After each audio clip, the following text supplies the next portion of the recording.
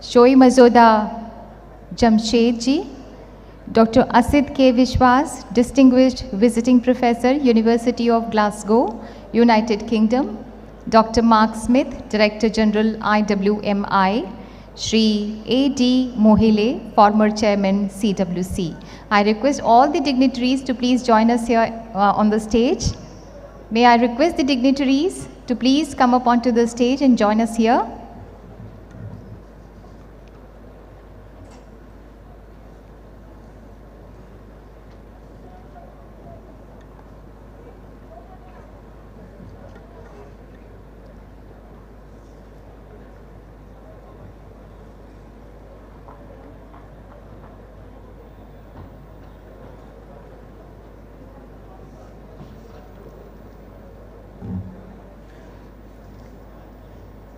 मैं चाहती हूं कि हमारे सभी मेहमानों के लिए एक बार जोरदार तालियों से उनका स्वागत करके एक भारतीय पद्धति के हिसाब से स्वागत करें, अपने हर्ष और उल्लास को जताकर.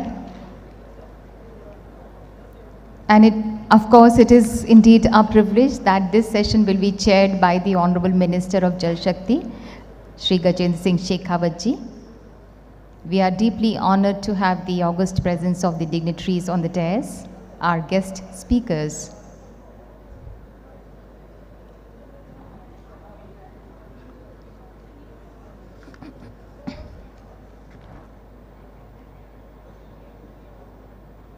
हम स्वागत करते हैं माननीय जल शक्ति मंत्री श्री गजेंद्र सिंह शेखावत जी का. बहुत बहुत स्वागत है माननीय आपका. आज के इस सेशन को माननीय मंत्री महोदय ही चेयर करेंगे. The session will be chaired by the honourable minister of जल शक्ति श्री गजेंद्र सिंह शेखावत जी. And as a token of our immense respect and to honor the esteemed dignitaries on the dais who are the guest speakers today, I would like to request Honorable Gajendra Singh Shekhawat ji, Honorable Minister of Jal Shakti, to kindly present bouquets to the honorable guests on the dais.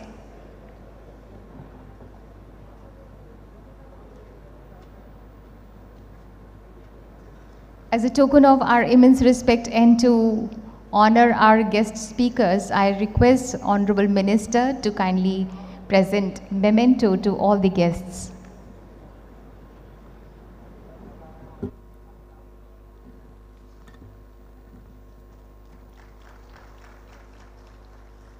Honorable Deputy Minister of Tajikistan, Mr. Shoei Mazoda Jamshed, and Honorable Deputy Minister of Tanzania, Engineer Mary Priska Winfred, and we have Dr. Asit Vishwas, Distinguished Visiting Professor, University of Glasgow, United Kingdom, Dr. Mark Smith, Director General IWMI, and Shri A.D. Mohile, former Chairman CWC.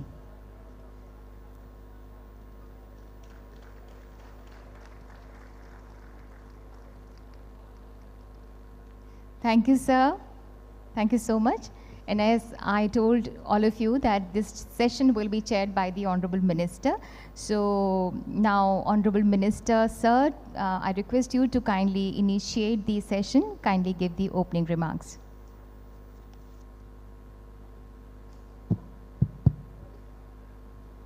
Thank you very much. And thanks to all who has come back after that break which was given. First of all, before I commence, I wish to express my gratitudes, and once again I welcome to all the international delegates who have come along for this 7th edition of India Water Week. We have just completed the inaugural session where the President of India, Her Excellency Draupadi Murmu ji, she blessed her with her words. Now we are initiating the formal session where we are going to discuss about the different aspects of water in the next 4 or 5 days. In this particular session, I request all the dignitaries, since we are running late with the time, so to keep in the time, and I request first Minister from Tanzania, Minister from Tajikistan, Shoaimuzad Jamshed, to initiate and give his remarks. Thank you very much.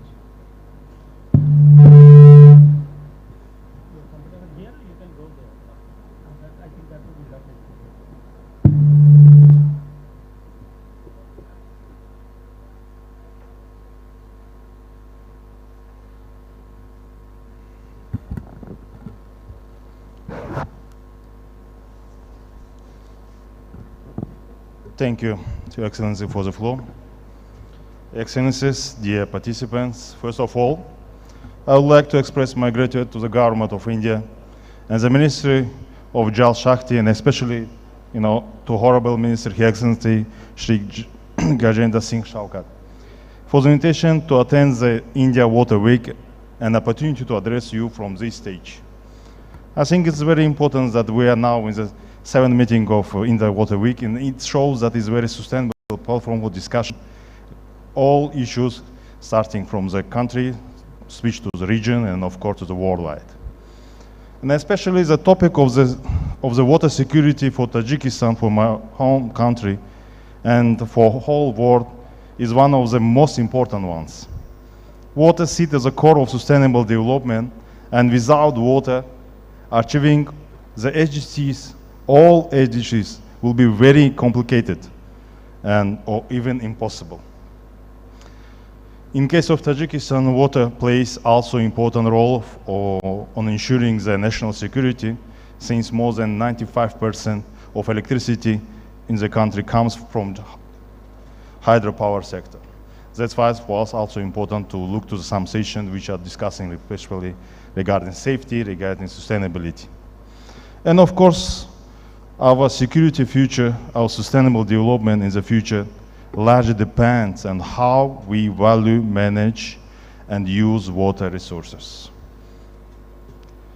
Dear conference participants, we live in a very rapidly changing world, which has been facing the new challenging and threats. In this context, my country also faces the challenges and will, without action, have impact of our water security. First, climate change.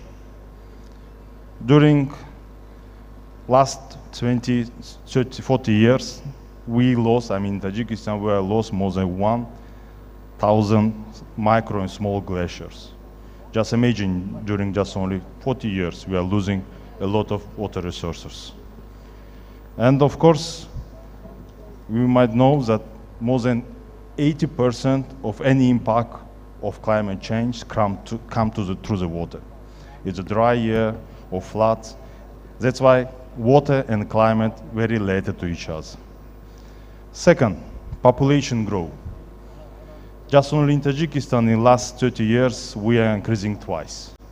I believe that in India and the whole world, just only if you remember last 40 years, 40, 50 years, the population of the Earth growing twice, from 4 million to 8 million right now. What is it? It means that demand will be increasing, but unfortunately water resources will be never increasing. We can build some thermal power station, we can build some building for the housing, but we cannot build the new river.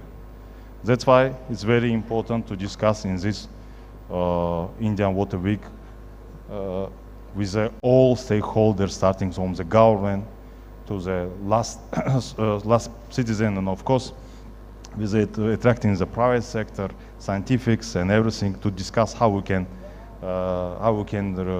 reduce the impacts of these challenges. Third, close relation of the water, energy, and food is the issues of the next nexus. And as I mentioned, 95% of electricity in my country comes from the hydro sector, and therefore any changes in the water sector will immediately impact the energy sector too. And more than 80% on agriculture production also depend on the, and of course food production comes through irrigated areas. And we should also note it that 60% of our population living in rural area and very depend of the water resources, energy, and of course agriculture. It means that in generally water for me, for my country, it means that it's energy, and of course it's agriculture. And one is very important is social issues. Fourth, infrastructure and investment. It's very important to have right infrastructure, and of course we are dependent on the financial. In last COP26, I personally heard the Prime Minister Modi's speech regarding the commitments regarding the providing investment for climate change. And I fully agree with him, because it's very important to have access to finance right now, not tomorrow, maybe yesterday, but not tomorrow. And of course, the last one, fifth one, we say in Tajikistan that with our colleagues in the World Bank that water management is a conflict management. That was very important to create some sustainable and of course very accessible tools for all of us. Ladies and gentlemen, as a part of the world community, Tajikistan strives to make the world contribution and ensuring the water sector in different level. And by our initiative, 8 water-related UN General Assembly resolutions were adopted, including one of the Declaration of International Decade for Action Water for Sustainable Development. And for the midterm review of this decade, the UN Water Conference will be organized in the next March in New York. This will be the second ever United Nations Conference on Water, and the first almost 50 years after the conference organized in Argentina in 1977. We, as a co-host of the conference, I mean the Tajikistan and the Netherlands, are striving to make the watershed moment of the world.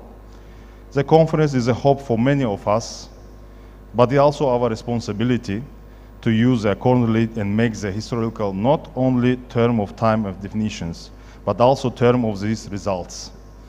The primary themes of the interactive dialogue was already adopted, but the most critical part for this process is this result of the conference. How to achieve and make them impactful.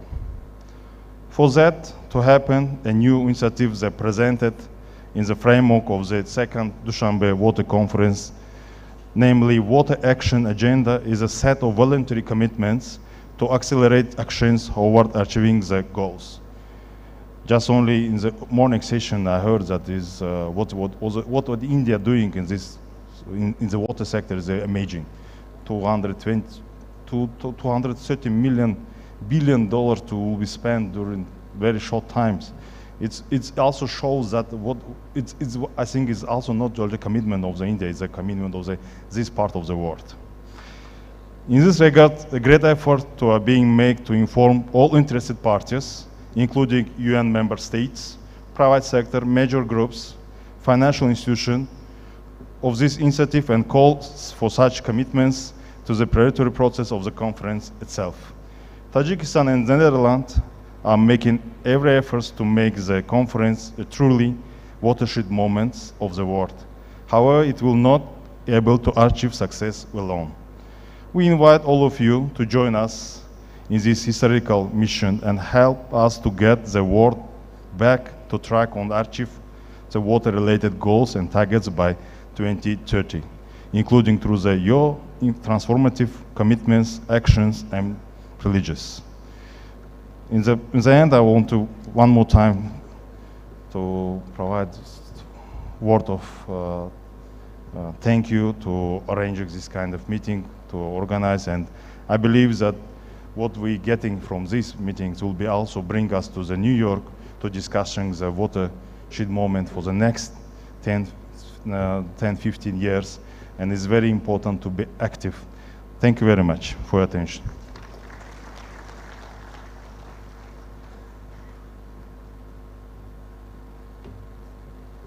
Thank you so much, sir. We now request Honorable Deputy Minister of Water, Tanzania, Engineer Mary Priska Winfred Mahundi, to kindly address us.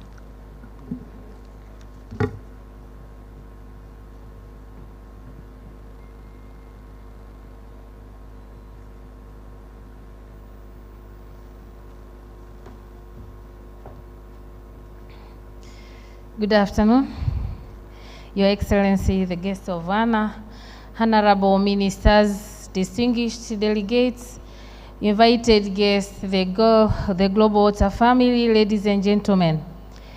This gives me pleasure and distinct honor to be one of the invitees in this life-giving event, the 7th India Water Week.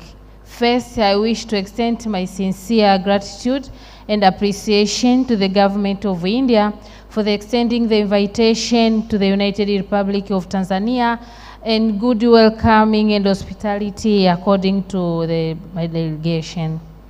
Dear guests of honor and colleagues, I bring you warm greetings and best wishes from the Excellence of Samia Suluhu Hassan, the President of United Republic of Tanzania, and Honorable Juma Hamidu Aweso, Member of Parliament, Minister of Water.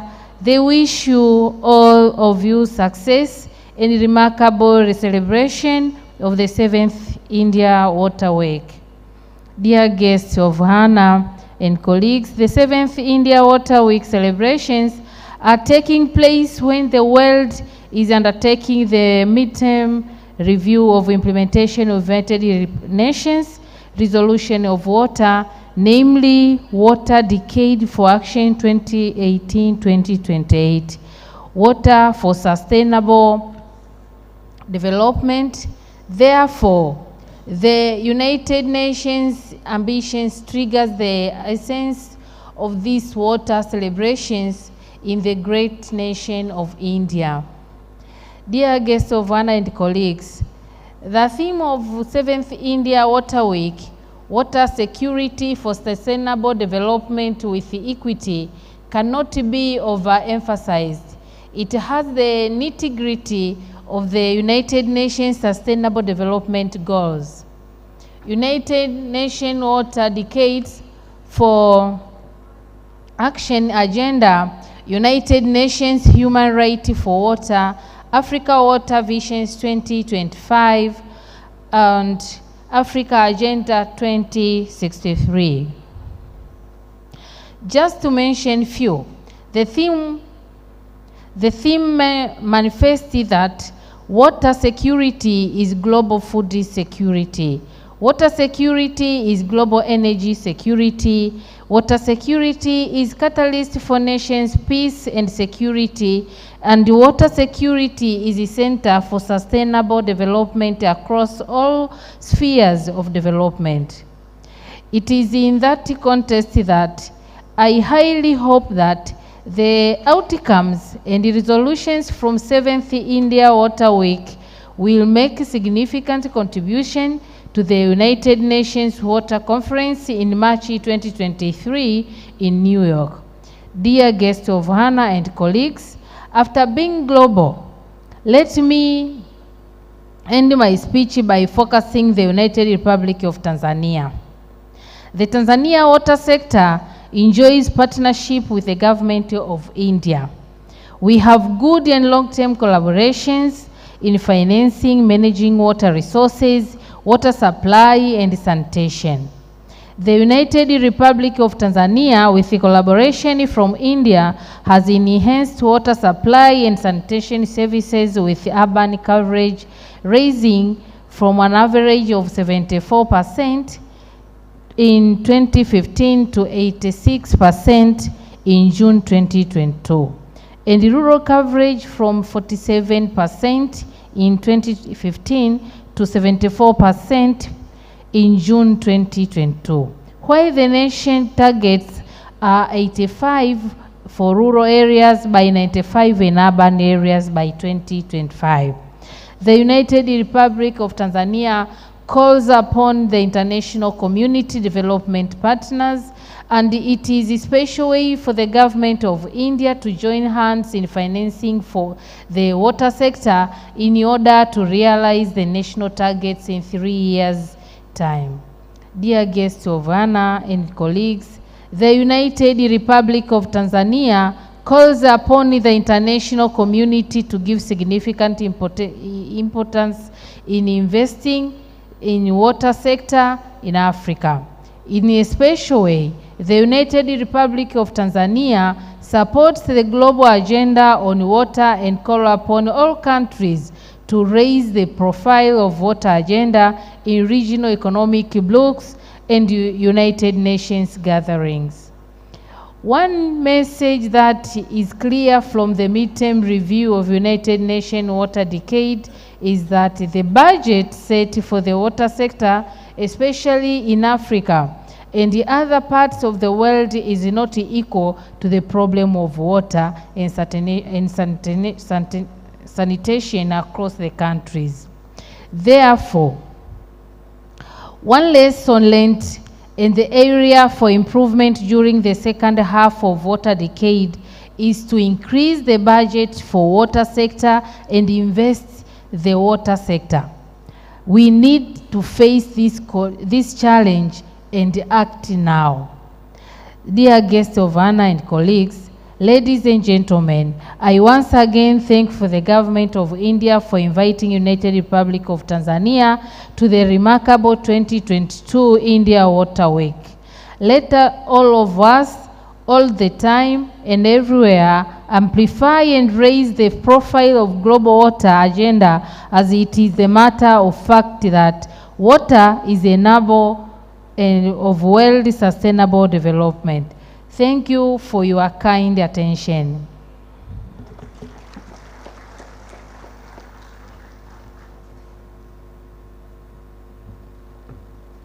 Thank you so much, Madam. I now invite Dr. Asid K. Biswas, Visiting Distinguished Professor, University of Glasgow, to deliver the keynote address on the main theme, Water Security for Sustainable Development with Equity.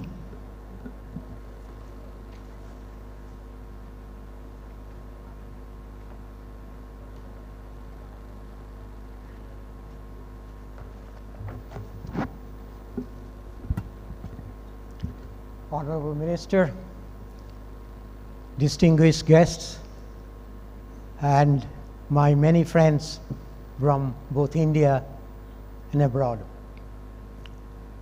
Let me take the 20 minutes I have to share with you what I see as India's water problem, and what is more important, what are the solutions.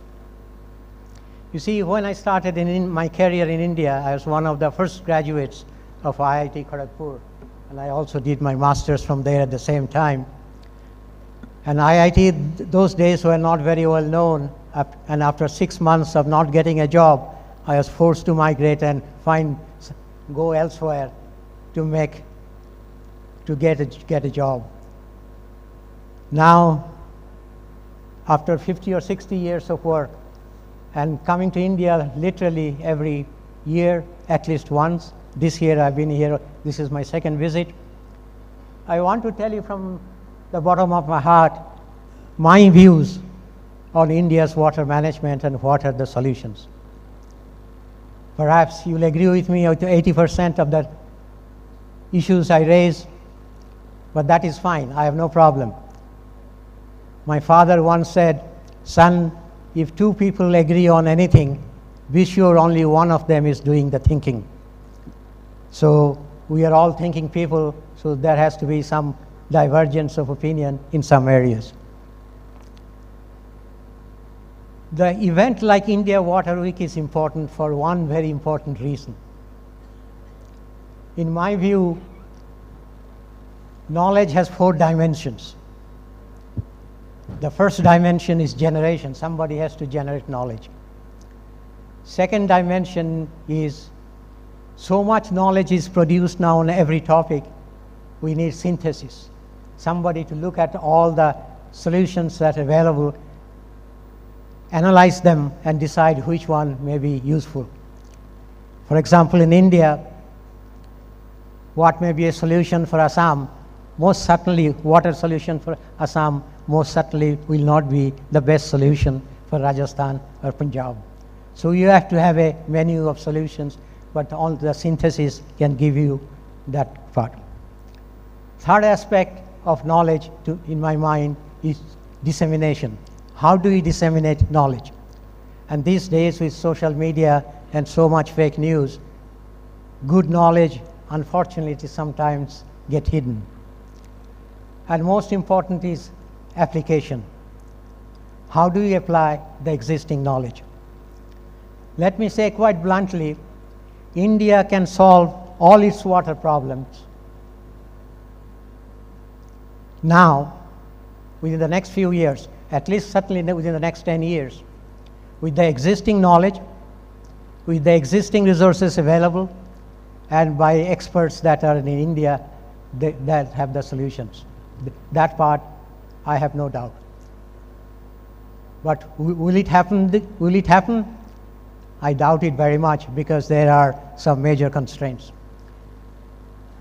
Let me just give you some example of problems India faces, which I do not see discussed anywhere in the forums of this type. First, domestic water supply. Let's talk about domestic water supply. Delhi has a water problem. Mumbai has a water problem. Excuse me. Can I get a cup of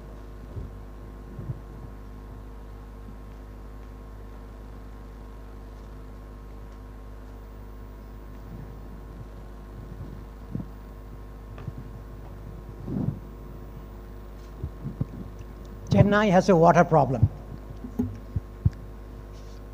Several chief ministers called me up saying, you are one of the world's leading experts. Can you solve our water problem? My answer is always the same. Yes, I can solve it, but you have to take some very hard political decisions, and that part is missing. Let us look at Delhi. Has Delhi enough water? Answer is yes. Are that water properly distributed? Answer is no.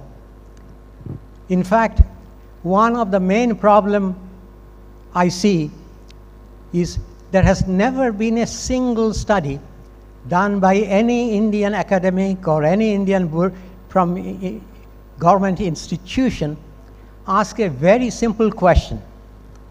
How much water does an Indian need, average Indian need, to lead a healthy and productive life?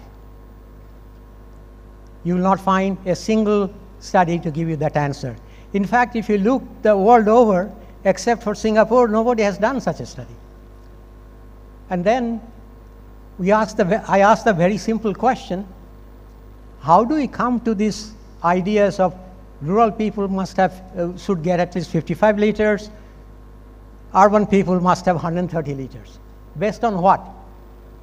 Those are, and as you look into it, you'll see those are numbers plugged out from the ear without no science. And as a scientist, I find it difficult to accept that. And that is the first step I would suggest on the domestic water supply. We start with how much water do we need as a human being in India, as an Indian, to lead a healthy and productive life. The Singapore study I mentioned is the only study of that nature available anywhere in the world. From 1965, for 10 years, they studied how much water an average Singaporean needs so that they have a healthy and productive life. And they found out that Singaporean studies clearly stipulated that once you reach the 75 liters per capita per day, your hospitalization, your medical bills, your disease incidents, beyond that number doesn't make any difference. And that was the conclusion, that to live a healthy and productive life, you need 75 liters. So the first thing I would suggest to my Indian colleagues and the Indian people who are responsible for drawing up the norms, please visit the very first fundamental thing where you are saying we'll provide the rural people 55 liters. I'm afraid 55 liters is not the right one. It's a good progress, but we have to think even for the rural people or the urban people, 75 liters per capita per day. So that is the first part I would like to suggest we look at to see how the domestic part can be done.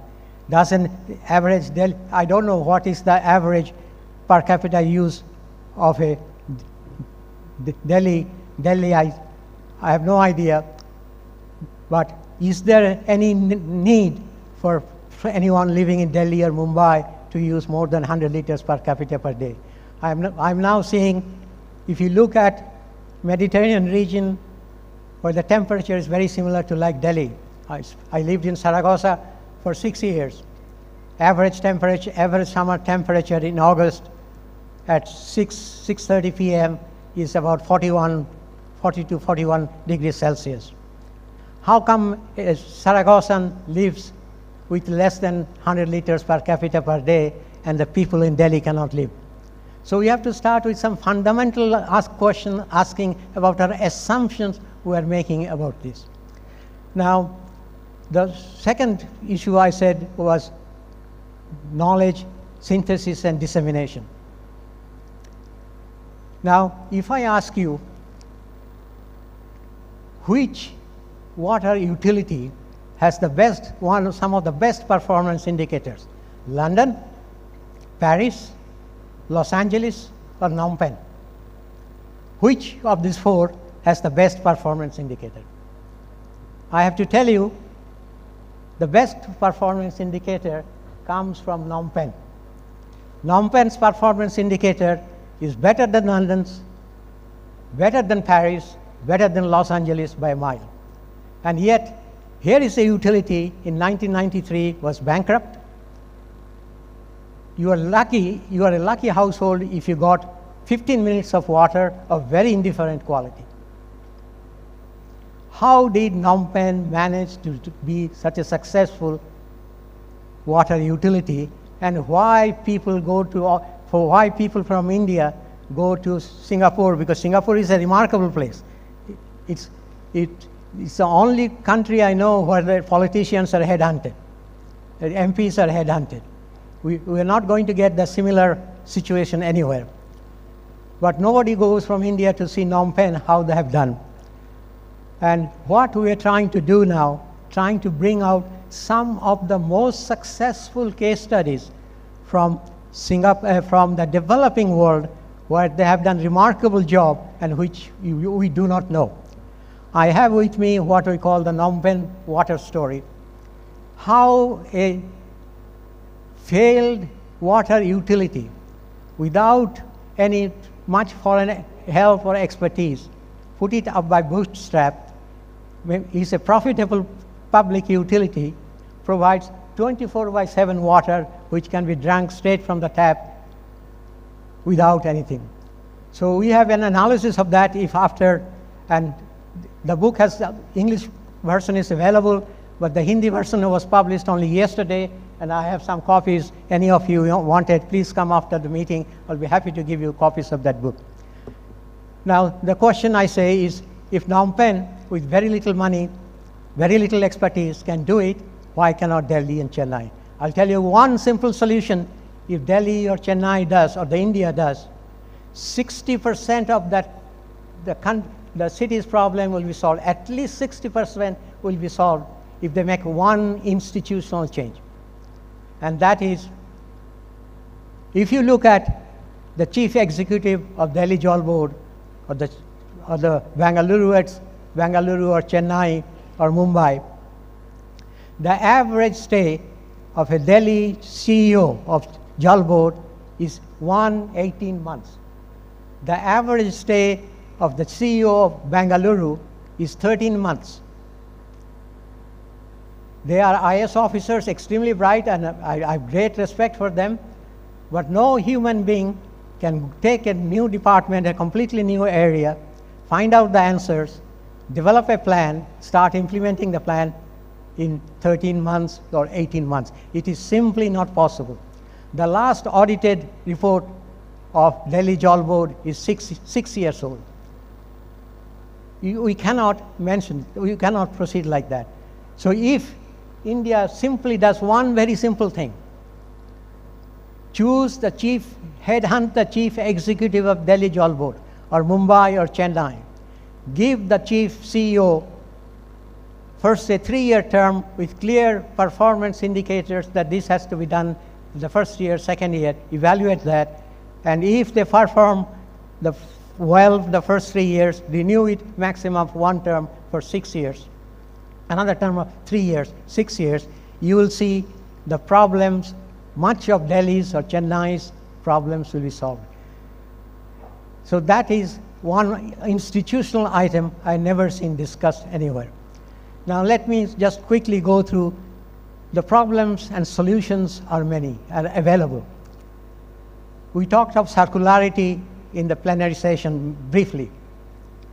Do you know which city in the world has successfully used treated domestic wastewater as a direct input to their potable water supply for the last 50 years and hasn't had a single problem?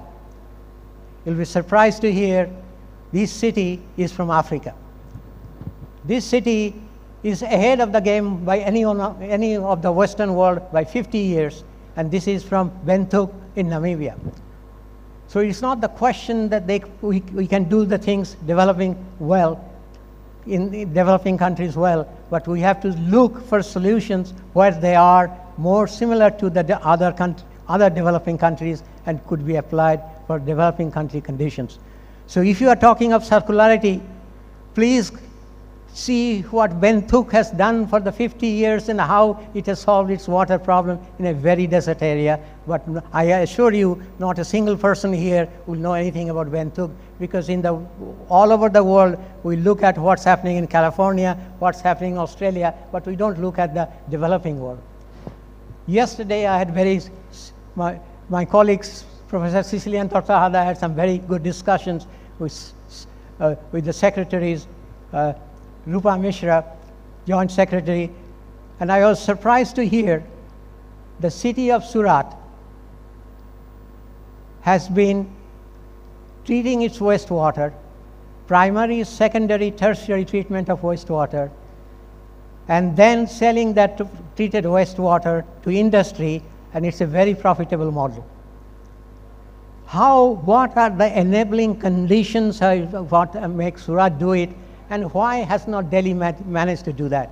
We need when we look for knowledge generation, we need to study why Surat has become successful. One of the probably the few cities in India has successful in circularity, but other have not managed to do so. The other aspect I'd like to very quickly touch on, a major problem we are facing is water quality. I do not know a single family, my family is, whatever family left India, they don't drink water straight from the tap. I was told we are providing clean water from the tap and people can drink it. Well, I don't know which country we are living in, but I don't know a single person, either in Delhi or any other part of India, who drinks straight from the tap. They don't have trust in water. They all use reverse osmosis. Most of them use reverse osmosis. Now, how good is reverse osmosis? One of the problem of RO is very important problem is amount of water that passes through reverse osmosis in a domestic setting is probably only 20%. Large scale RO, for every liter of water produced by reverse osmosis, 1.5 liters of brine has to be thrown out. So there's a tremendous losses. And what is also important, I could not find a single study in India which shows what is the quality of water after reverse osmosis. People assuming you have a membrane, you have RO, whatever comes out is good. I submit to you, if you look at it with a mass-produced membranes at such cost, it's not so. So India has many challenges, but I would like to submit that challenges we can overcome. One thing I'm heartened, for the first time in 50 years, at least for the last 2 or 3 years, I see that the political will is to do something is there, which was not there earlier. Earlier, in all of the Indian states, main problem was when there was a drought, when there was a flood, water was the top of the agenda. The day the flood is over, water disappeared from the political agenda till the next drought. And I submit to you that water management needs decades of planning, operation, management, and good governance, without which we cannot succeed. India has the expertise, India has the funds, and there is no reason, absolutely no reason, why the country cannot solve its water problem within the next 10 to 15 years. Well, can it do it? It will depend if the political will is sustained or not. Thank you very much for the opportunity to give me to speak.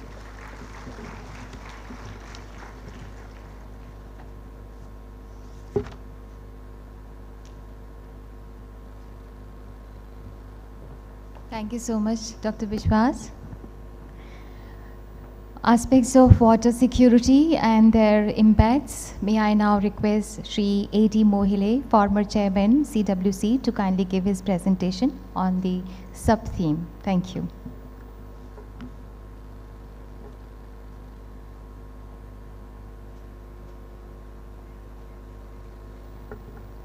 Shri A.D. Mohile.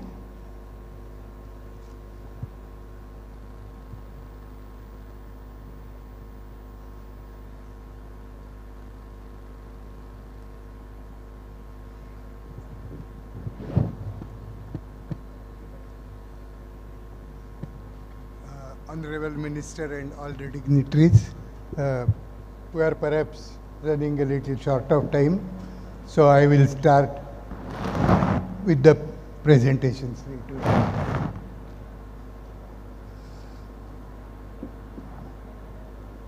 Not working.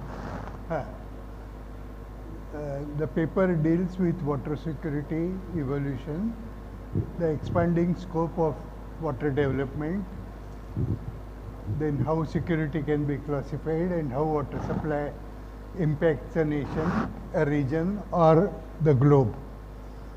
How under severely stressed strategic security conditions, water security may be destabilized.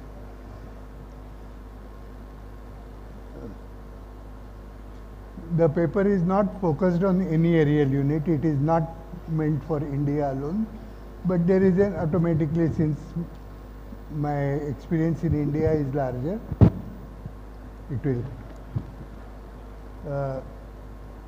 All yes. Oh. If it is here, Okay.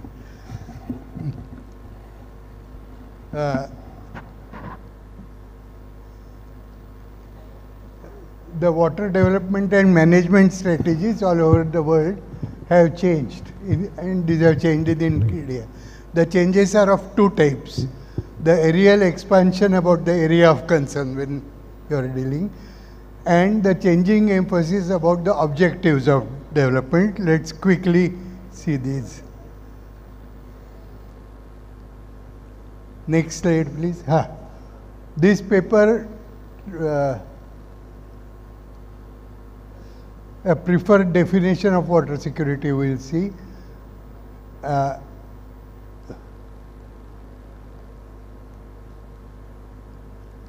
Something wrong. Can you operate from there? Next slide.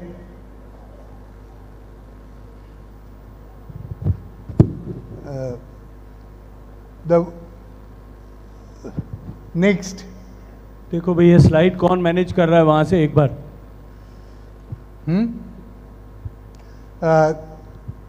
Initially, the development was looked upon as a single project. Its investigation, planning, approval, etc. Around 1960, the concept of integrated basin-wise planning took roots.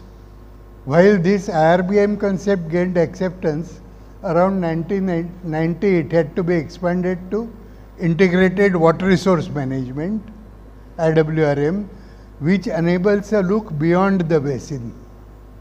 Around 2000, the concerns about national and global security in regard to food, etc., gained importance, and thus water management impacts at local, national, regional, global scale gained more attention. Next slide. Now,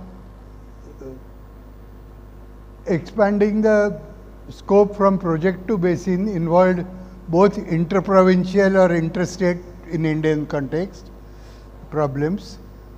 This major problem is often reduces the effective use of IRBM concept even today, because basin can involve many political units. The difficulty is faced prominently while using IWRM concept, where you look even beyond the basin, so the area of concern becomes much larger. When the emphasis changes from water development and management to water security, which is the latest thing, which impacts through food, energy, health and economic security, the national security impacts become paramount. This expands the area of concern to all the nations involved, the whole region and also the globe. Next, initially the emphasis was regional economic efficiency or benefit cost analysis of a project. When you go beyond to master planning the whole basin or master planning area beyond the basin, then environmental and social impacts have to be emphasized. The socio-political and river ecological aspects also received the emphasis. And in the earlier version of planning, project planning, government was considered as the main stakeholder, and of course there are stakeholders like farmers, electricity user, but all that it was thought that the all powerful and all concerned government will deal with this problem. When you go to the newer concept, all the group of stakeholders, their different objectives, their different preferences need to be considered. Next, there are many definitions of water security, which is a recent word which has come into practice. There are short definitions, long definitions, definitions which do not go into water related risk and which go into it, but a preferred definition for many and for me also is the UN water definition. Water security is the capacity of a population, etc. That what is written, you have read it already. Next, there are quantity related aspects. Is there sufficient water for each person's and various activities? Quality related, is water sufficient? Ecology related, will the water situation lead to serious adverse changes, etc. Ecology related, another, will the ecosystem get adversely affected, and will the water security, social and cultural aspects, will the water situation require the population to make large changes in their social and cultural use or non-use related to water. Next,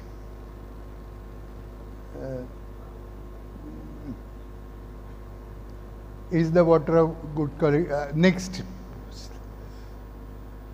different aspects. Is the water, next. Water security affects food security. The connection is direct and simple. Most of the food grains, oil seeds, fiber crops also depend upon irrigation or rainwater, so it consumes water. Water security affects energy security. There are three important connections. Water produces power, which is renewable and thus a better form of energy. But lifting of surface water and or groundwater for irrigation requires use of energy. In India, if you see, both these quantities are somewhat balanced. This energy often is derived from fossil fuels, including petroleum. Again, if water is used for biofuel production by growing biofuel crops, then you use water for energy security, and you also use arable land, which can be a very limited resource. For example, in India, around 140 million hectares is our arable land resources, and in order to conserve forests, etc., We have kept that figure more or less constant for years together. Can you afford giving part of it for biofuel crops, excluding of course sugarcane where it is a byproduct and doesn't consume separate water or land. Water security affects the health of the people because water in adequate quantity and good quality is essential for sanitation, essential for health. And water of course affects economic development. That is. Next slide. The nexus in all this is important for national security. The national security of any nations affects the whole region and its strategic security. The national and regional security concerns are very complex. They are interrelated through economic treaties, economic zones like the European Union, Asian, etc., and also through strategic treaties amongst nations. Thus, water security of any nation or basin cannot be used in an isolated manner and has the potential to affect global peace and security. Next slide. Now, how to these water security impacts can be mitigated. Mitigative measures for maintaining water security often involves actual water transfer. It also involves physical water transfer sometimes, like between Canada and US. The water security related issues of one nation may adversely affect other nations. Food security aspects related to inadequate water are often mitigated by large-scale international food trade. This is often viewed as trade in virtual water. Any global events affecting security of a nation or a group of nations can affect international food trade. We have very recent examples, need not elaborate. Any large destabilization of global security is likely to affect international. For large countries experiencing stressed food security, the possibility of using food as a weapon against that nation is a distinct possibility. Considering this, the Indian policies have always preferred food security in general terms as a national policy without large-scale reliance on international food trade. We rely only on the margin on international. Through this path, water security is of strategic national importance. Next.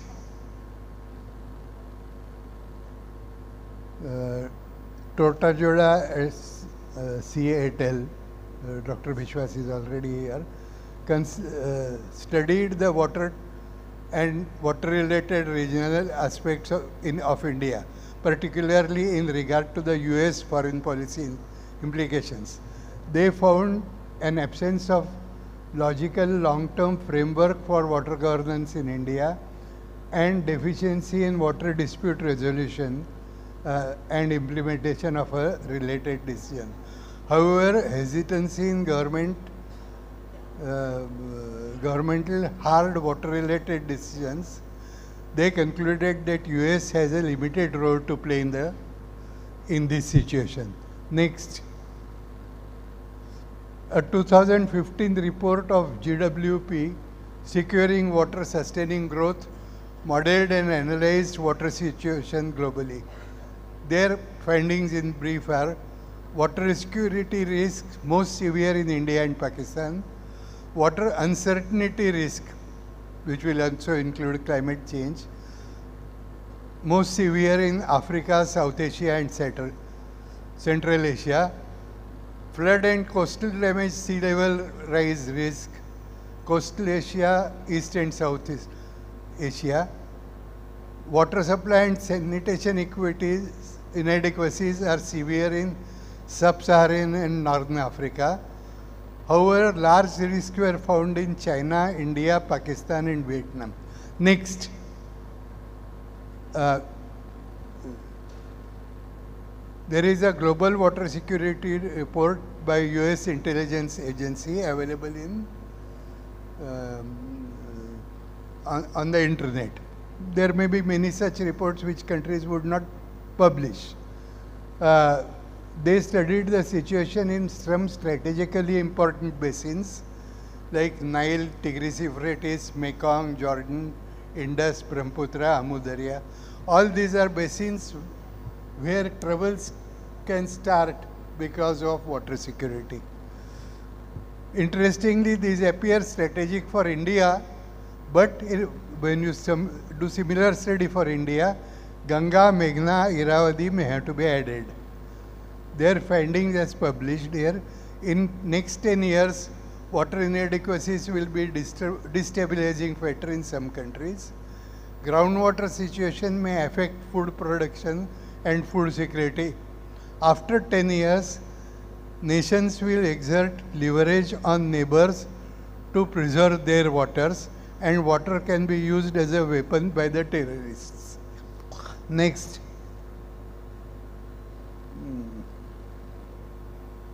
The US intelligence continued. International food trade may be the best solution as per them. US expertise on sound policy making and satellite-based information will be much in demand, and US will have larger share in international food trade if countries rely on such trade more than their mutual water-related agreements. Of course, I told you Bishwa's study perhaps does not favor this. Next.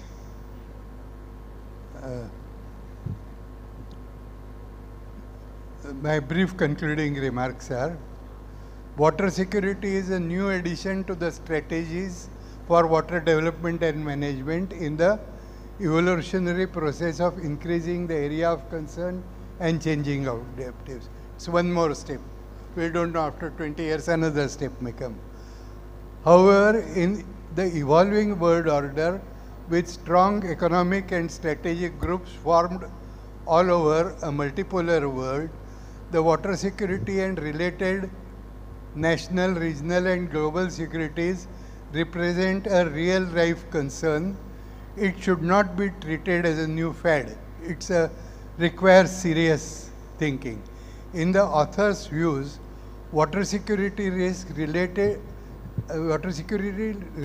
risk crawl into the area of strategic risk only when disputes are not solved.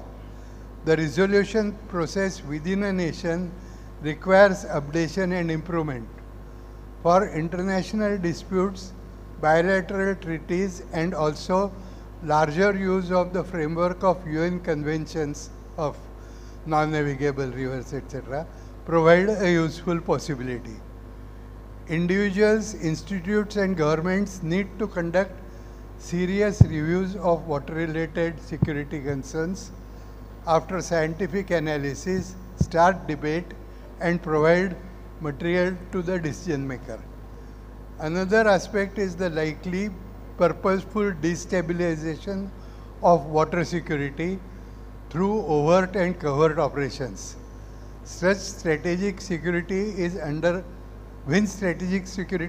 severe stress, implementing an action plan for securing water security to large cities with some compromised water source is suggested.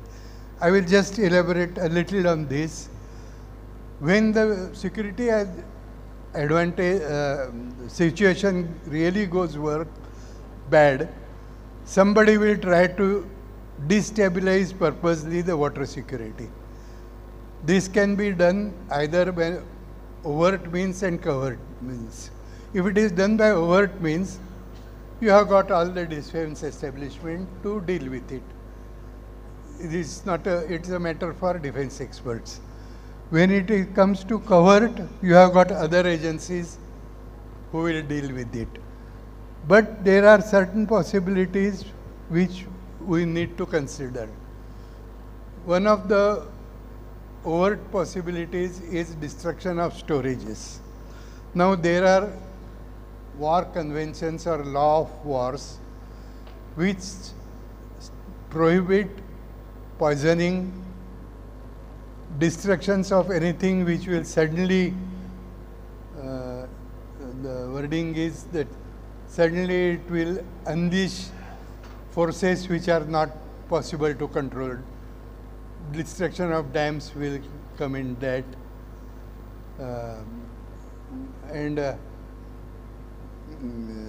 So on. There are 4 concerns which in my text I have dealt with more.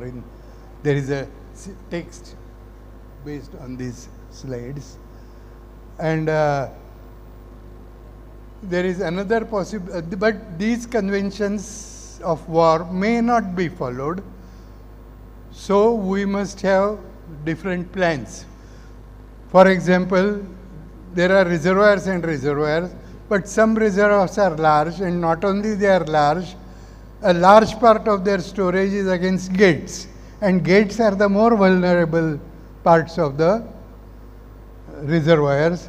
So we must lease reservoirs where large storage is under gates, which enemy action can in overt way destroy. Covert destruction through sabotaging is also possible, but overt is more easy. And you must have plans to how to deal with the situation, what is the flood that will come, what bridges will get destroyed, and keep preparedness for that. Similarly, there are possibilities that in cities, and more and more of our population is in cities now, about 50% will be in cities, and some would be large cities. Cities normally have surface water supply. Groundwater gets contaminated and so on. And surface water supply of cities can be from one source or multiple sources. When it is from multiple sources, things are slightly better. You have a grid of pipelines, and I suggest that each city has to be studied, and redundancy in that pipeline grid is to be, large redundancy is to be built in, so that out of 3 sources the city is receiving.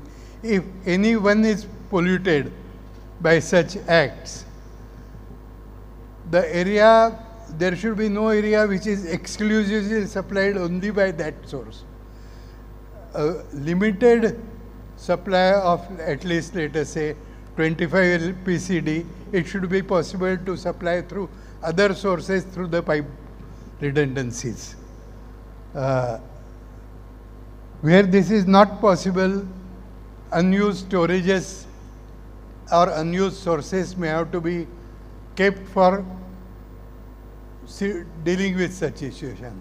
For example, when we visited Lyon in France, Lyon is a fairly large, important city. They have kept 2 or 3 moraine reservoirs unused, untapped, and with large water supplies plant built and kept unused, except for 2 hours in a week it will be put on trial run, stopped. And that is for, in such situation, perhaps they are more worried about nuclear power plants misbehaving. Such situation, at least 10 days supply can be made through those unused moraine aquifers to see that the city does not starve of water.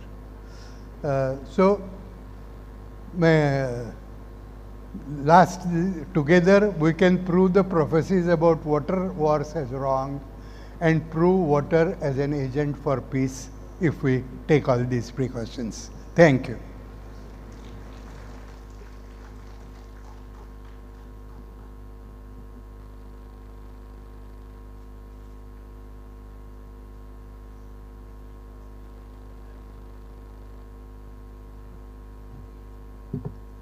Thank you so much. बहुत बहुत धन्यवाद Shri A.J. Mohile ji. DG IMWI Dr. Mark Smith is now kindly requested to give his presentation on the sub-theme addressing the challenges of growing demands through water cooperation.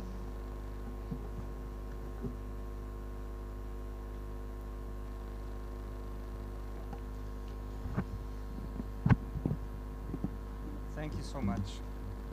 Thank you so much. I have some slides, yes.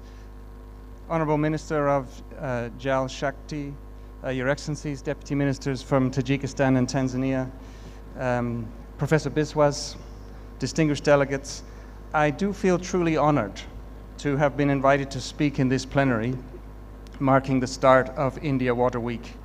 India is a country with deep expertise, historically and in the present day, in relation to water management, and from which I am constantly learning. As Director General of IMI, I'm very grateful to our partners and collaborators here in India, as well as my colleagues at IMI India for that privilege. And I'm grateful too to be able to contribute my thoughts and reflections to this conference on the subject of managing water demand and the importance of cooperation in doing so. As I'll outline, I see the water system that all of us here depend on, and that all or most of us attending this conference spend our professional lives contributing to managing. I see this system as under enormous strain, both globally and in India, and that strain is growing more acute. Our challenge is therefore to build water security in the water system. Our challenge is therefore to build water security as the water system itself is undergoing profound changes that themselves make water security harder. And here, I use the term water security differently than the previous speaker, and more in the sense of how our capacity to manage water risks in terms of quantity and quality. To confront this challenge, we certainly have technical approaches and innovation, including vital advances that I'll touch upon in terms of technologies for acquiring and applying water data and information. But ultimately, the stresses on the water system mean, I think, that we have to challenge the prevailing paradigm for water management to make it more suited to meeting the demands of managing change in complex systems, in an increasingly complex water system. The statistics on the screen tell a familiar story in many respects. It's not news that demands on water resources are growing. Global water demand has grown by a factor of 6 in the last century. Withdrawals for irrigation are projected, at least some projections, and I'll spend a little more time on this toward the end of my presentation. Water withdrawals for irrigation are projected to increase by 60% by 2050. Water use in energy systems projected to increase by 85% in the same period. And water withdrawals for industry projected to rise by 250% in Asia and 800% in Africa by 2050. At the same time, competition for water is getting tighter and availability is declining because of pollution, with more than half of people living with water scarcity for more than 1 month per year, also by 2050. And numbers of people exposed to flood risks rising to 1.6 billion by 2050. So it's fair to say that the world and its water systems are truly on track to being thirstier and riskier. And this story, of course, echoes here in this region. The statistics bear out the same set of issues here in this region. But on top of these strains in the water system comes climate change. The latest report of the Intergovernmental Panel on Climate Change, published earlier this year, and particularly the water chapter of this report, for which my IMI colleague, Dr. Aditi Mukherjee, who is here today, was one of the lead authors. This report tells us that climate change is making water security harder to achieve. It showed that the hydrological cycle is intensifying because of climate change, so there's more energy in the system driving more extremes, more frequent and severe droughts and floods, extreme precipitation, shifting tropical monsoons, changing river flows, all things that we see in the scientific data, but also things we see increasingly in headlines around the world. The IPCC concluded that climate change is already reducing the water security of many millions of people, with projected risks, for example, to agriculture, such a large user of water, and food security, therefore, because of reduced production, water scarcity, increased flood losses, and so on, as you see in the blue box on the screen. As these risks unfold, the need for adaptation to climate change grows. And in the case of agriculture, that leads to increasing calls to manage climate risks, to reduce climate risks using more irrigation. That, of course, is not as simple as it sounds. And we will have to make sure that irrigation as used as a tool for adaptation, is itself robust to climate change. But as the IPCC report also makes clear, there's another complication with very important implications. And I have to say, probably in the last years, this is the most, you could say, hair-raising thing that I've learned, I think, about the future of water resources. So the report concluded that water risks rise with every increment of warming. And then the key point, the effectiveness of adaptation options for reducing water risks falls beyond 2 degrees of warming. And what that means is that there's a danger that warming outpaces our capacity to adapt. And therefore there's a finite window of time for adaptation, for achieving the contributions that people, of course the most vulnerable people, need from adaptation measures. And that means that not only are the strains on water systems growing more acute as demand grows and as the climate changes, but also that we should feel real urgency, a real sense of urgency to make the changes needed to build water security for the future that is coming. So what are some of the changes that we need to make? I'll use agricultural water management as an example. In rain-fed agriculture, we need more soil and water conservation, or more effective soil and water conservation, rainwater storage of rainwater, to raise water productivity, to get more production from the water that we have. For irrigated agriculture, it's the case that many schemes fall well short of their expected performance, and therefore as we look to the future, it's absolutely critical that we raise system performance to get more from the capacity, from the irrigation capacities that we already have. And we also need to look towards enabling irrigation transitions. Here I mean, for example, through farmer-led irrigation, or transition to solar-powered irrigation, and making applications of technologies and irrigation services accessible also to small-scale farmers. Through support for enabling and inclusive innovation, policy, financing, and value chains, and sustainability.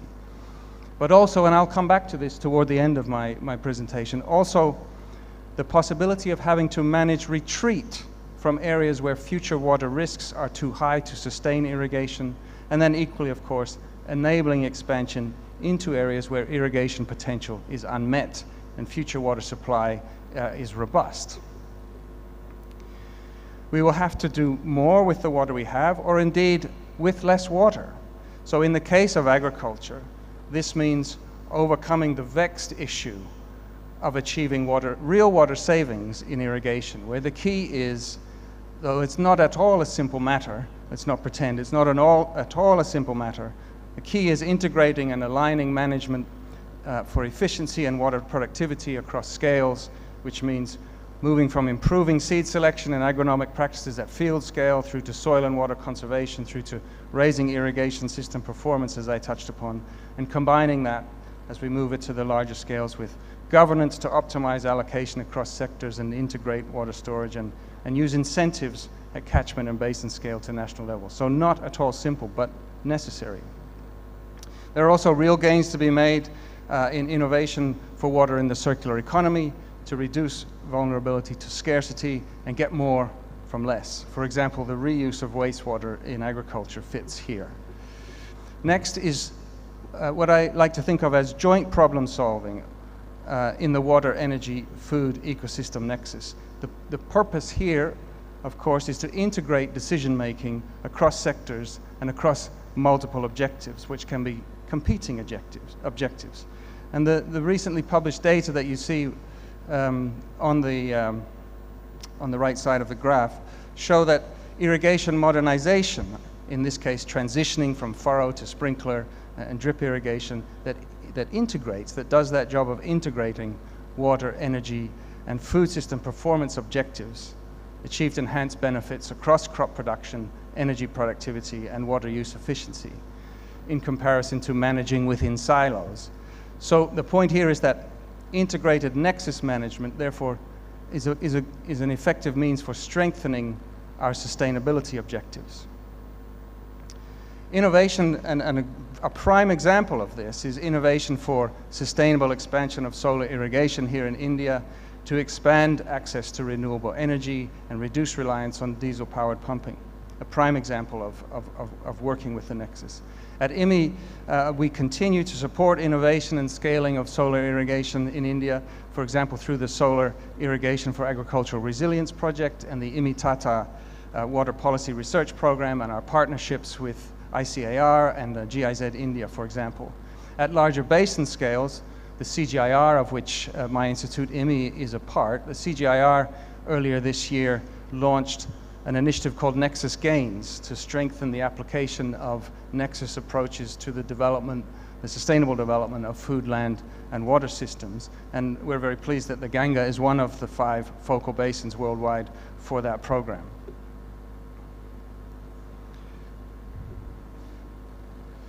So, of course, alongside these types of innovation is digital innovation, which is driving rapid changes in the tools available to generate critical data and information that we need for decision making in water.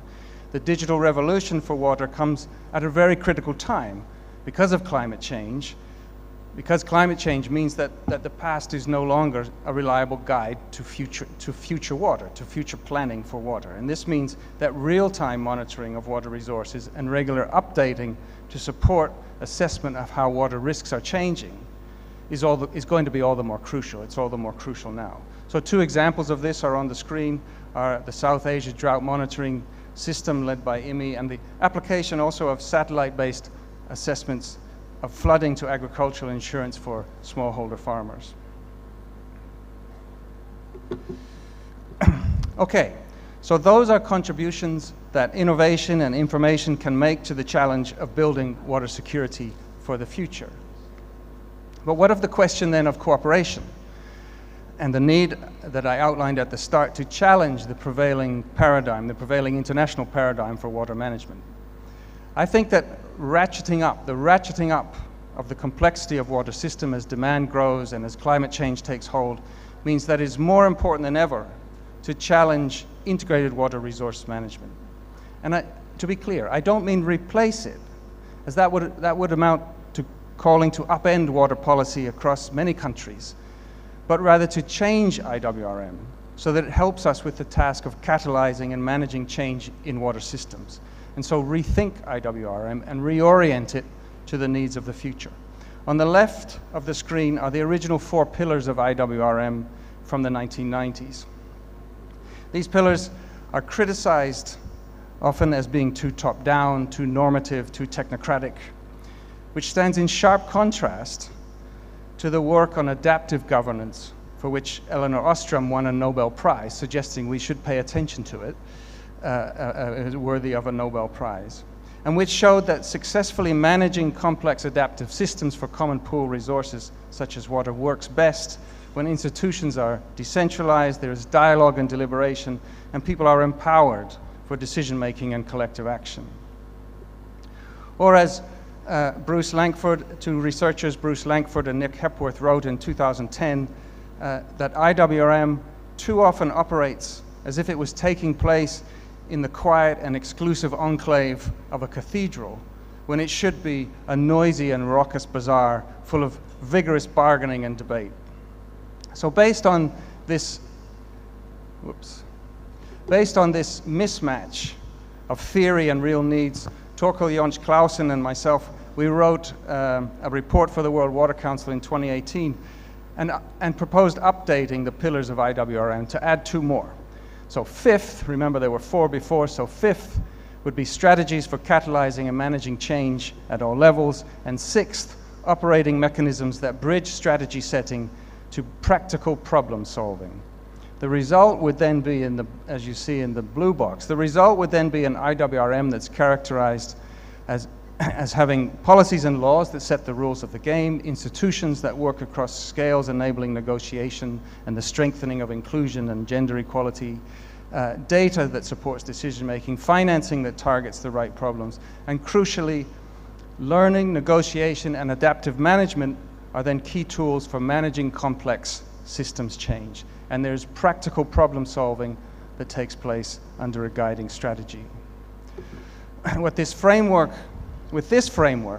that prevailing paradigm for IWRM would transition, this is what we would advocate, would transition from IWRM as a somewhat rigid process-driven approach to be an umbrella for flexible, adaptive, and cooperative management of problem solving for systems change. So IWRM is then a high-level framework, and underneath are practical models to bring together the key actors to solve problems, bring together the key actors that are pertinent to a problem to come together to solve problems that they share. In, for example, as you see on the screen, the water, energy, food nexus in corporate water stewardship, integrated flood management, etc. So to summarize, to build water security in the context of growing demand, rapidly changing risks, and a new urgency because of climate change, we need to apply innovation and deploy new information resources and rethink the paradigm for water management to focus on cooperative approaches to change in increasingly complex water systems. But before I finish, I want to ask, how much ambition is enough? So in that context of a water systems that's under more acute strain, how much ambition is enough? So here's a challenge on the screen for us to think about. How do we manage for the possibilities of these two radically different futures? This refers to irrigation. So if irrigation is so important for future food security, what do we know about the future of irrigation? Well, it seems not that much. In fact, there are two very contradictory storylines about the future a future of irrigation that you can read about in the literature. So on the one hand, on the left side, is that irrigation water requirements are projected to increase by 2 to 3-fold by the end of the century. While on the other side, on the other hand, on the right-hand side, is modeling led by the Potsdam Climate Institute, and they made an assessment of what would it take to feed a world of 10 billion people within planetary boundaries. And their assessment was that this would require widespread reallocation of cropland and irrigation away from where it will be unsustainable, unreliable, and risky in future. And that the net result of doing that was actually, in their assessment, was a decrease in irrigation water use of 7% globally, so going down. But with changes in practices and efficiencies and lower risks, achieving the 50% increase in food production that would be needed. So a challenge for us is, how do we deal with these seeming contributions? How will we use the tools available to us, the strategies for managing complex systems, cooperatively and adaptively, to navigate between possible futures, which are either a bonanza of irrigation with a tripling of water use, or a new water parsimony in agriculture in which water is given back. Water is given back to relieve water risks to other sectors and to nature for nature-based solutions and resilience. So my last slide. At IMI, we, together with the World Youth Parliament for Water and a growing group of over 60 partners across 8 regions, are working to convene a dialogue to ask these kinds of hard questions about the future and how we make sure that our ambitions for water management will meet the severity of the challenges that the future will bring.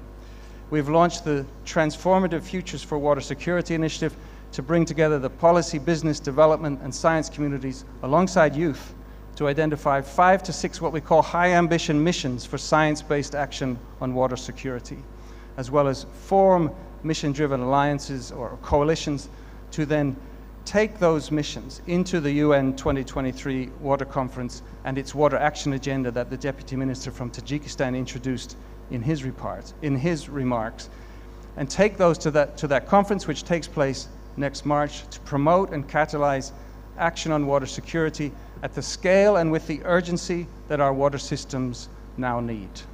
And we invite you all to join that dialogue as we then move toward that UN 2023 Water Conference. I thank you.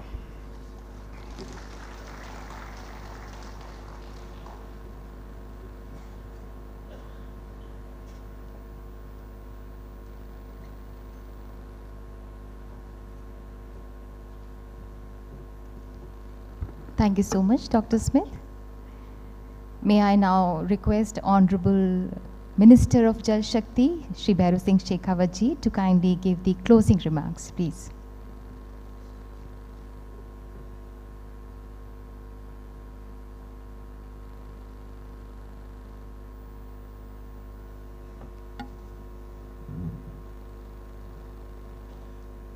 Cordless on कर दीजिए.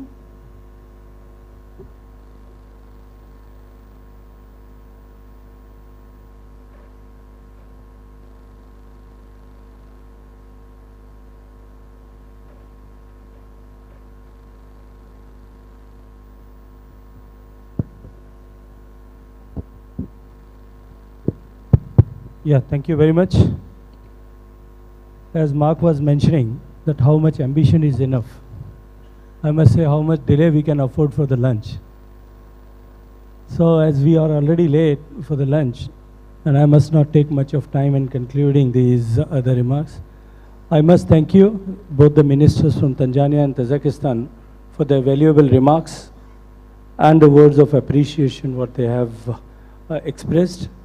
I also thank all the panelists, shared their knowledge and wisdom and vision in the water sector, and especially Dr. Asit Vishwasji and A.D. Mohileji.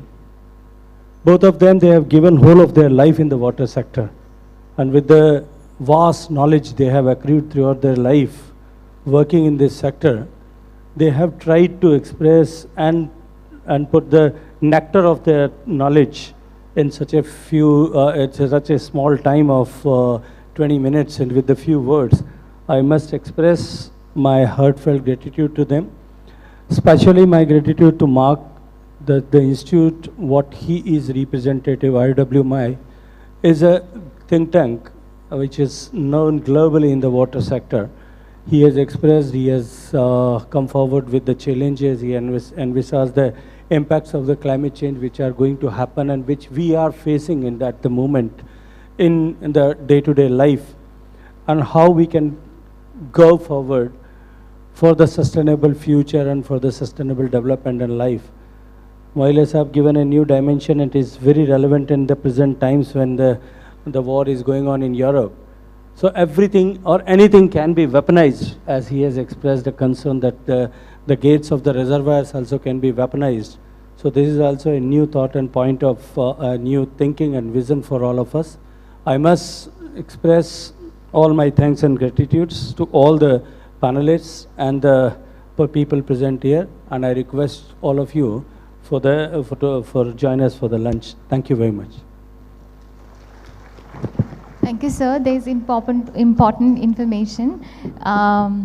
After 1 hour, maybe around 3:30, the inauguration of the exhibition will be done by the Honorable Minister. So we have to reach in the exhibition hall for the inauguration. And after that, after half an hour, we all will gather for the technical sessions in the hall number 2, A, B, C, D.